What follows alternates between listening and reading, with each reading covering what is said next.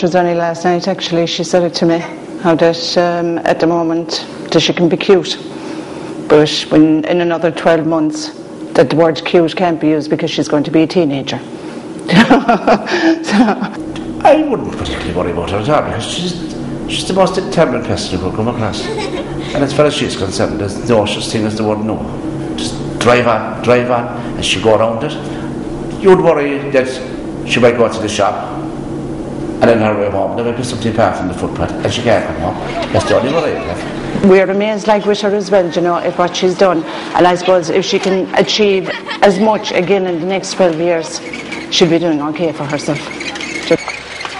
Well, she's happy in life, I'd be happier. But as regards work and things like that, I know in my heart and soul that she progress on to be something to do with her mind. She might be into computers, might be maybe law, maybe she says no, I might be law, but there is a job out there for her, and I know in my heart and soul she'll find it, and she'll trigger it, and she'll go for it. I suppose she changed our lives completely, but in a nice way. In a lovely way, because I mean she, as you just said, like I mean she's actually taken us places. We haven't taken her till she's taken us, you know. I mean we'd often say there, you know, oh God, I'd love a break, and then I go, oh, I'd be bored if I didn't have Joanne. You know. I don't know, I want to do something in computers. And I don't know, for some strange reason, I want to be a fashion designer. Me too. And that, like all my designs are going to be on the computer, so that'd be half of everything really in one job. You know, so like design, like we'll just say the clothes on my computer, and then print it off and then hand it in to my boss. No one can truly say how Joanne will tackle the challenges that face her. But one gets the real sense she'll ride undaunted along all the new pathways that lie ahead.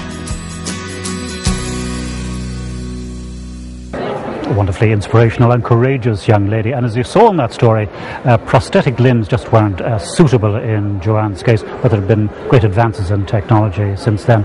And Ian Keenan is with the Ability Matters clinics in Dublin and Waterford. Dublin and Waterford. What sort of advances are we talking about in this area? Well, we provide both upper and lower limb services. With upper limb, myoelectric, this gives the user movable fingers, and with lower limb, we have computer-controlled knees, so that the user will find a gait that suits them, and then the knee will store that information and essentially aid them in walking. And this is one of these limbs? This is indeed. This is known as a C-leg. It's fitted to a carbon fibre socket with titanium components and a carbon fibre foot. And this looks effectively like a spring, is it? It is indeed. Essentially what it does is it retains the energy of the movement. The movement, yes. And enables the foot to spring back. And if this was suitable for me, this would give me a very natural looking walk. It'll give you a very natural gait. It lessens the likelihood that you might trip or fall. But again, ultimately that decision would come down to the rehabilitation consultant at the National Rehabilitation Hospital in Dunleary and our prosthetist. And would it be the case that these technology is advancing all the time, or where are we going? It's advancing all the time. You know, these components are getting lighter, they're getting smaller, they're getting more memory capacity, they're better able to mimic a natural gait. Who knows? 10 years' time, we might be having our knees replaced with prosthetic ones. Bionic man or woman. Absolutely. One of the good things about an exhibition like this is it gives people an opportunity to meet with manufacturers and suppliers and get first-hand advice and guidance about products and services. And Kenneth Rose is with Motability Ireland. He's the Sales and Marketing Director. Kenneth, you have a huge array of equipment and services on display here. I suppose we take so many things for granted, but people with limited mobility would just, it'd be like Aladdin's cave here. Mary, you focus right in on it. What we do, we give people back their freedom and their independence. To be able to provide transportation solution to disabled drivers and disabled passengers on a daily basis. It's one of the few jobs it's rewarding in here. Tell us about some of the innovations you have. I'm looking at the ramps there and into some of the vehicles.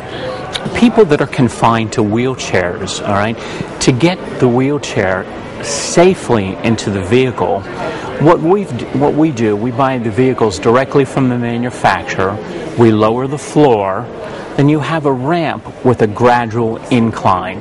So the wheelchair occupant can safely ascend the ramp, then with tie downs be securely fastened inside.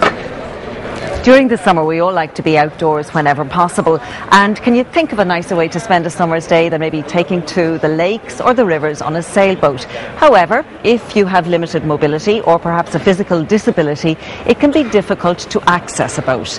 That, however, is about to change because there's a new initiative from Waterways Ireland who are encouraging people with a disability to take up sailing.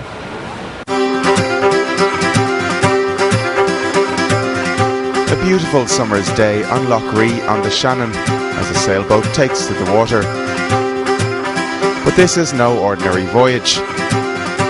On board is a crew who are rediscovering the joys of sailing, a pleasure that has previously been unavailable to them because of a lack of disabled access to boats. I have multiple sclerosis, progressive condition, so things are ever changing, even on a daily basis. Sailing is one of the most accessible sports, I feel, on an outdoor activity side of things. But the things that hinder you maybe participating in sailing are access and how you gain access getting into a yacht, a boat, that side of things. So this sailing club, Lough Ree, they've geared up, they've got a hoist system, and it's possible to gain access into the lugger that we're sailing in here today. We have quite an array of people who use different types of boats here, and it seemed the logical thing to move on to be able to have it accessible to everybody, whether they are able-bodied or not.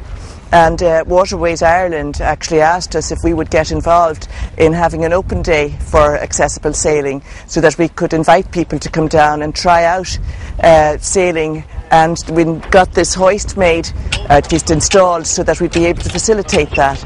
And today is actually our first day. The Come and Try It Day, as it's known, is the brainchild of Waterways Ireland, who are keen to promote sailing on our country's lakes and rivers as a sport that can be enjoyed by all.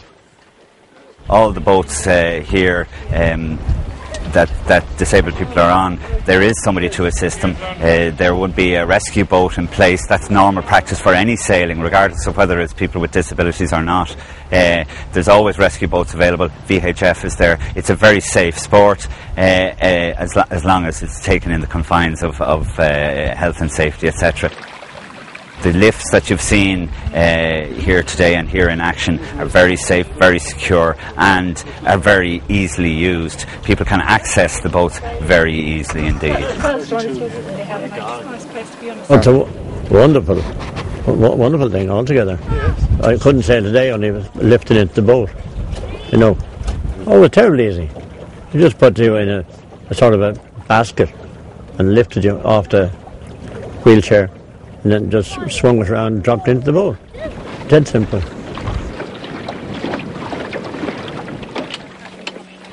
Great praise is due to the clubs for investing in them. The same exists in Lough Derg Yacht Club in Drummondere, and again great praise due to Lough Derg. The Share Centre in Enniskillen has a number of them, as does Lough Erne Yacht Club. So they are already in place. It's the fact that people mightn't be aware of them, and that's what the idea of the Come and Try It Days is to increase that awareness and promote the waterways for everybody. Thank you very much. How are you doing? Great, they're not yours. Keep your hand on the end. Needs a bit more weight than that. I think every club should have this facility. The waters are just beautiful to enjoy, and I would be a very strong advocate that every club would have a hoist and be able to get people into their boats. And if you lower me down so I can stand on my feet. None of us know at what point in our life things might change, and it might be a temporary thing, it might be more long term, you might have a progressive condition. Life is ever changing, and you know, so it's great that everyone will be able to sail no matter what their situation is. Certainly. Oh, made me day.